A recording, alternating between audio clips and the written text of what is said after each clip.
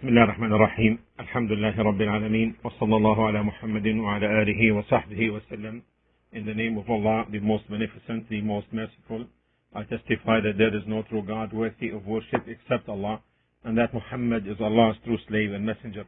May Allah's salah and salam be upon the noble Prophet, his household, and upon the companions and those who follow on their path until the day of resurrection. I ask Allah subhanahu wa ta'ala to make us from them. We continue the explanation of the three fundamental principles, and we're talking about the kinds of worship which the author rahimahullah cited. He, may Allah's mercy be upon him, mentioned the third type as an example, and this is the ar-raja, which is hope and longing. Hope and longing. We spoke about ad-du'a yesterday, and we spoke about the fear and the awe, and today we'll speak about ar-raja, hope and longing.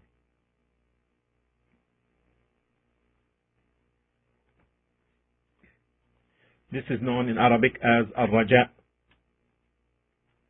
وَدَلِيلُ الرَّجَاء, and the evidence for raja is in the saying of Allah subhanahu wa ta'ala in Surah Al-Kahf, chapter 18, verse 110. In Surah Al-Kahf, قال الله عز وجل: فمن كان يرجو لقاء ربه فليعمل عملا صالحا ولا يشرك بعبادة ربه أحدا. And this is verse 110. قل إنما أنا بشر مثلكم يوحى إلي أنما إلهكم إله واحد فمن كان يرجو لقاء ربه فليعمل عملا صالحا ولا يشرك بعبادة ربه أحدا. So whoever hopes for the meeting with his Lord, let him work righteousness and associate none as a partner in the worship of his Lord. And the origin of raja, hope and longing, is wishing for something or waiting for something which is beloved.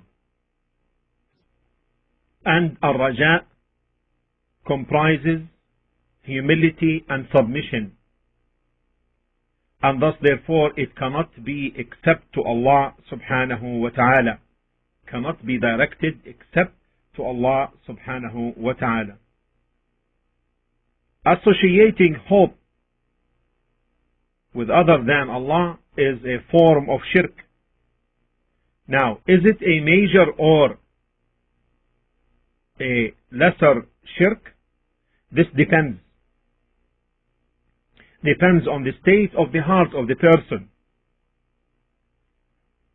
It depends upon the state of the heart of the person in this case. And ar-raja is of two types. Ar-raja, hope and longing, is of two types: a praiseworthy type and a blameworthy type. The praiseworthy type is the hope of someone who acts in compliance with Allah's commands,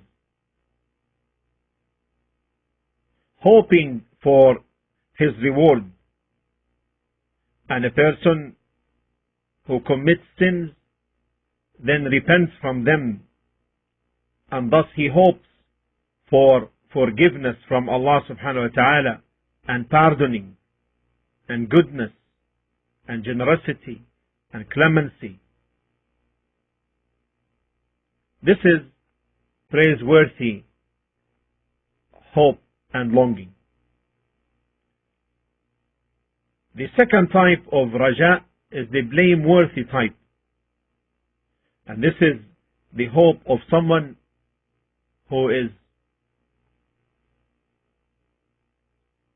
transgressing limits in his negligence and sins, hoping for Allah's mercy without any action on his part,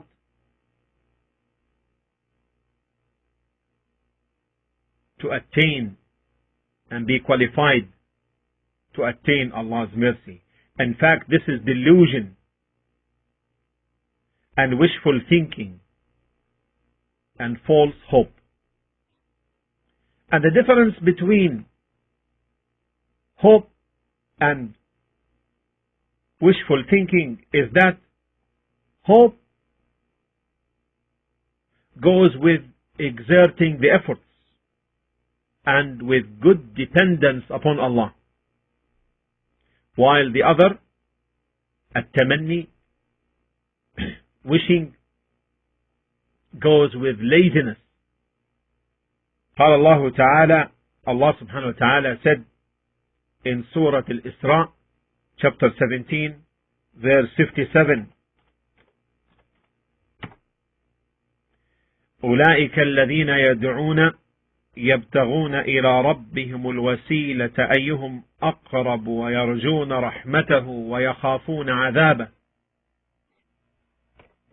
أولئك الذين يدعون يبتغون إلى ربهم الوسيلة أيهم أقرب ويرجون رحمته ويخافون عذابه إن عذاب ربك كان محذورا. Those whom they call upon, like Jesus, son of Mary, Maryam, Uzair, the angels, etc., desire for themselves means of access to their Lord, as to which of them should be the nearest, and they hope for His mercy and fear His torment. Verily, the torment of your Lord is something to be afraid of. ابتغاء الوسيلة, seeking means of nearness, means seeking that through love, submission, obedience, and all kinds of legal means that draws the person near to Allah subhanahu wa ta'ala. So whoever hopes for the meeting with his Lord, let him work righteousness, as Allah subhanahu wa ta'ala said in Surah Al-Kahf earlier, which we cited. So whoever hopes for the meeting with his Lord, and the meeting with Allah subhanahu wa ta'ala on the day of resurrection is of two types. One which is particular, and this is for the believers, and through which they will attain the pleasure and the favors from Allah subhanahu wa ta'ala. And the other type is general for all people. And the evidence for the general meeting with Allah is the one in Surah Al-Inshiqaq, verses 6 to 10. 84, verses 6 to 10. قال الله تعالى: يا أيها الإنسان إنك كادح إلى ربك كدحا فملاقيه فأما من أوتي كتابه بيمينه فسوف يحاسب حسابا يسيرا وينقلب إلى أهله مسرورا وأما من أوتي كتابه وراء ظهره فسوف يدعو ثبورا ويصلى سعيرا إنه كان في أهله مسرورا إنه ظن غرور بلى إن ربه كان به بصيرا. O man, verily you are returning towards your Lord with your deeds and actions, good or bad, a sure returning. So you will meet the results of your deeds which you did. Then as for him who will be given his record in his right hand, he surely will receive an easy reckoning and will return to his family in joy. We ask Allah subhanahu wa ta'ala to make us from them. But whosoever is given his record behind his back, then فَسَوْفَ يَدْعُو ثُبُورًا, verse 11. He will invoke for his own destruction. So here, the saying of Allah subhanahu wa ta'ala, فَأَمَّا مَنْ أُوتِيَ كِتَابَهُ بِيَمِينِهِ, then as for him who will be given his record in his right hand,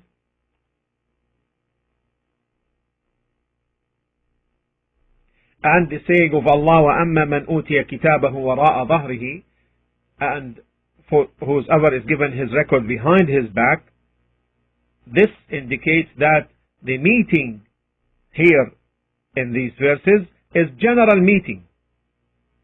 It's general meeting. However, in the verse in Surah Al-Kahf, whoever hopes for the meeting with his Lord, the meeting where Allah subhanahu wa ta'ala will be pleased with, let him do righteousness and not ascribe any partners to Allah subhanahu wa ta'ala in his worship. Because the one who hopes for the reward of Allah and fears his punishment will do righteous deeds and will not ascribe partners to Allah subhanahu wa ta'ala in his worship. And the righteous deeds, as explained by the people of knowledge, are those deeds which are pure from showing off and which are in agreement with the revelation. And the saying of Allah subhanahu wa ta'ala in Surah Al-Kahf, وَلَا يُشْرِكْ بِعِبَادَةِ رَبِّهِ أَحَدًا, let him not ascribe partners to Allah in his worship, anyone besides Allah in his worship. This means anyone.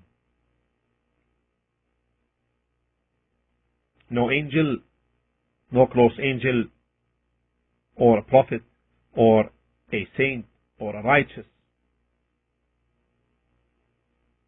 And the saying of Allah, وَلَا يُشْرِكْ بِعِبَادَةِ رَبِّهِ, and let him not ascribe partners in his worship of his Lord, Allah. There is here an indication, and a very important one, and let us really contemplate it. It means فَكَمَا أَنَّ رَبَّكَ الَّذِي خَلَقَكَ, since Allah is the one who created you and nourished you, and no one shared with him anything of that, فَيَجِبُ أَن تَكُونَ الْعِبَادَةُ لَهُ وَحْدَهُ لَا شَرِيكَ لَهُ. Therefore, worship must be purely and sincerely done with him, ascribing no one else with him in your worship. And therefore here it is incumbent upon the slave to manifest his hope by directing it to Allah subhanahu wa ta'ala. Not thinking that it is because of his own power or because of his own knowledge. Similarly, he should not make it dependent upon any creature. It is a famous saying attributed to Ali bin Abi Talib, may Allah subhanahu wa ta'ala be pleased with him, that he said, لا يرجو عبد إلا ربه. No slave really hopes except for his Lord, except in his Lord. ولا يخاف إلا ذنبه. And the true slave does not fear except his sin. And in the hadith reported from the Prophet ﷺ, on the authority of Anas, may Allah subhanahu wa ta'ala be pleased with him, that the Prophet ﷺ entered one day, and there was a young man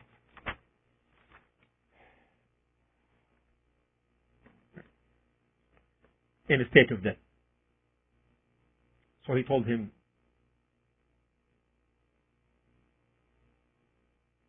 "How do you find yourself?" He said, "Arju Allah ya Rasulullah. I have hope in Allah subhanahu wa ta'ala, O Messenger of Allah, wa akhafu dhunubi, and I fear for my sins." So the Prophet ﷺ said, these two are not combined in the heart of a slave under this state, except that Allah subhanahu wa ta'ala gives him that which he hoped for and render him secure from that which he feared. And this is reported by Tirmidhi and Ibn Majah, and Shaykh al-Albani rahimahullah authenticated it. And the one of us should know, the stronger he or she has hope in Allah, seeking His bounties, His mercy,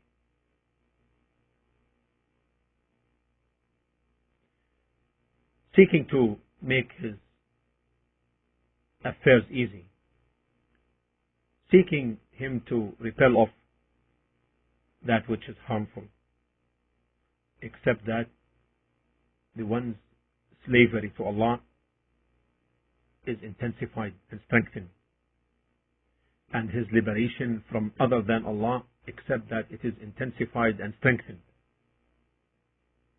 And to the contrary, if he hopes in a created being or gets attached to him, then his heart will be directed away from slavery to Allah subhanahu wa ta'ala, and he becomes and she becomes a slave to other than Allah to an extent proportional to the degree of attachment his or her heart is to this created being, and thus he or she will be humiliated. Shaykh al-Islam rahimahullah has a precious words in this regard. He said, "Know that the agitators of the hearts that leads to Allah subhanahu wa ta'ala are three: love, fear, and hope. And the strongest is love, and it is sought for itself, because it is sought in this life and the hereafter. Contrary to fear, because fear will not be present in the hereafter. قال الله تعالى, in this respect, Allah subhanahu wa ta'ala said in Surah Yunus, verse 62, ألا إن أولياء الله لا خوف عليهم ولا هم يحزنون الذين آمنوا وكانوا يتقون لهم البشرى في الحياة الدنيا وفي الآخرة لا تبديل لكلمات الله ذلك هو الفوز العظيم. No doubt, verily, the awliya, those who believe in Tawheed and comply with Allah's commands and abstain from His prohibitions and love Allah much, no fear shall come upon them, nor shall they grieve.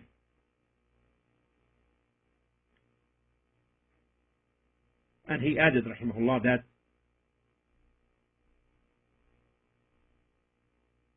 the point about fear is to deter and to prevent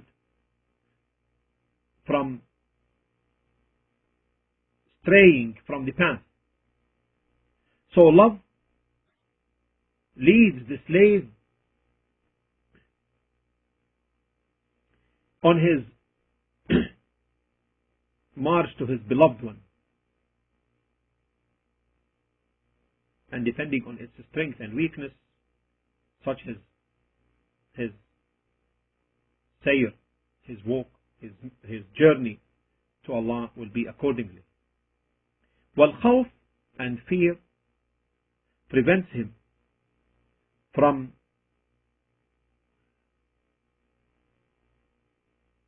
going off the path of the beloved one. وَالرَّجَاءُ يَقُودُهُ, and hope and longing leads him. فَهَذَا أَصْلٌ عَظِيمٌ, and thus this is a great foundation. Every slave should give attention to that. For فَإِنَّهُ لَا تَحْصُلُ لَهُ الْعُبُودِيَّةُ بِدُونِهِ, indeed, ubudiyya, slavery, cannot be attained except through this. And everyone should be a slave to Allah and to none else. If it is said that sometimes the slave may not have the love that incites him to seek his beloved one, so what will motivate his heart? He said, rahimahullah, two things will do that. One is كثرة الذكر للمحبوب, abundant remembrance of the beloved, because this will lead to attachment of the heart to the beloved one.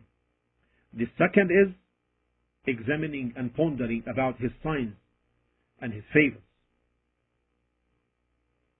And when the slave remembers and ponders about or concerning the favors that Allah subhanahu wa ta'ala had given him from making the heavens and the earth and what therein from the trees and animals subservient to him, and whatever Allah subhanahu wa ta'ala bestowed upon him from the inward and outward favors, from the iman, faith, and other than that, then all of this will inevitably incite in him the motivation.